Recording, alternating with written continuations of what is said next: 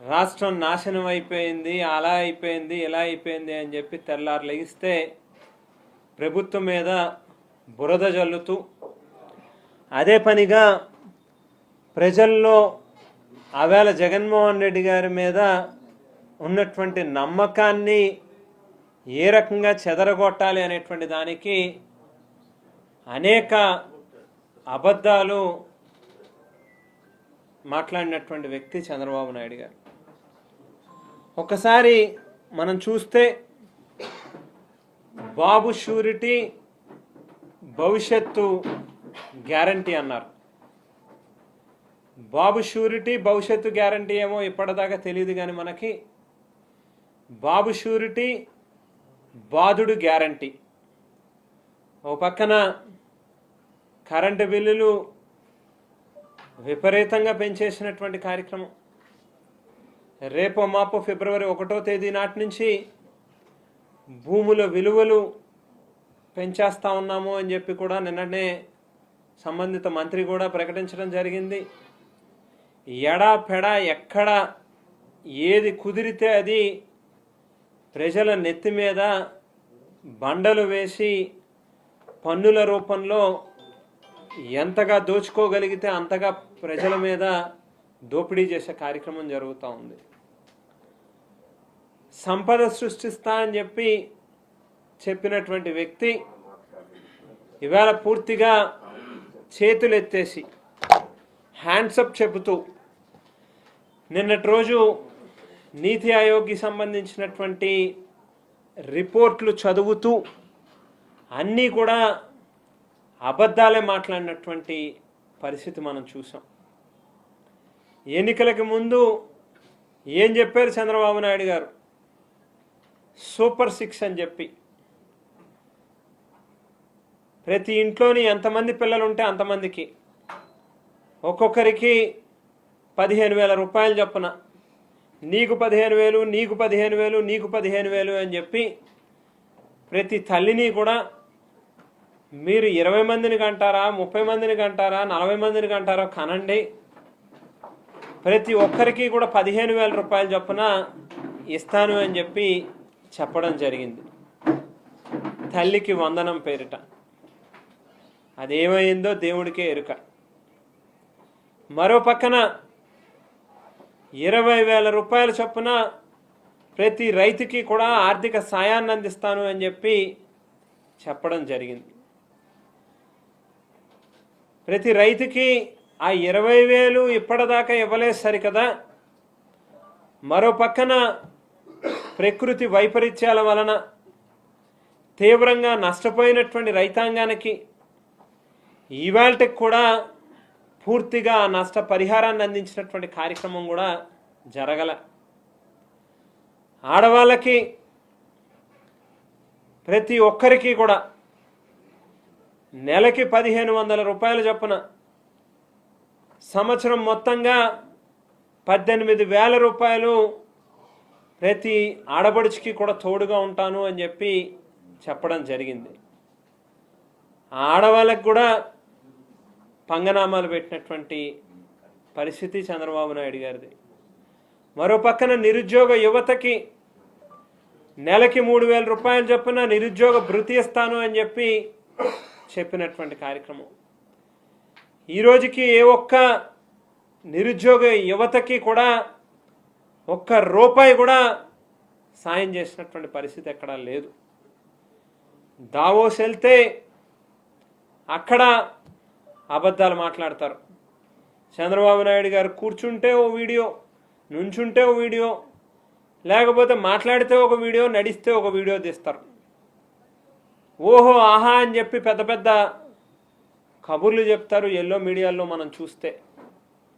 వాస్తవ పరిస్థితికి వస్తే మన పక్క రాష్ట్రాల్లోకి లక్షల కోట్ల రూపాయలు పెట్టుబడులు వస్తాయి. మన రాష్ట్రంలో కనీసం అంటే ఒక చిన్న స్థాయి కంపెనీ కూడా మన వైపు కళ్ళెత్తి చూసేటటువంటి పరిస్థితి కూడా లేనటువంటి పరిస్థితిలోకి ఇవాళ దిగజారిపోయినటువంటి పరిస్థితి. మాట్లాడితే చంద్రబాబు నాయుడు గారు కానీ ఆయన తనయులు లోకేష్ గారు కానీ రెడ్ బుక్ రాజ్యాంగం చూపిస్తారు. ఇక ఏ రకంగా ఏ కంపెనీ వాళ్ళైనా కూడా ముందుకొచ్చి ఇక్కడ జరుగుతూ ఉన్నటువంటి దాడులు, ఇక్కడ జరుగుతూ ఉన్నటువంటి క్రైమ్ రేట్ని చూసి ఏ రకంగా ఏ కంపెనీలైనా కూడా ముందుకొచ్చి మన దగ్గర పెట్టుబడులు పెడతారు అనేటువంటి దానికి అద్దం పట్టేటట్టుగా ఇవాళ దావోస్లో జరిగినటువంటి సమావేశం కానీ అక్కడ జరిగినటువంటి దాంట్లో మనకి ఎక్కడ ఒక్క రూపాయి కూడా మన రాష్ట్రంలో పెట్టుబడులు రాకపోవడమే దానికి అద్దం పట్టేటట్టుగా ఉంది అనేటువంటిది కూడా వాస్తవమైనటువంటి విషయం.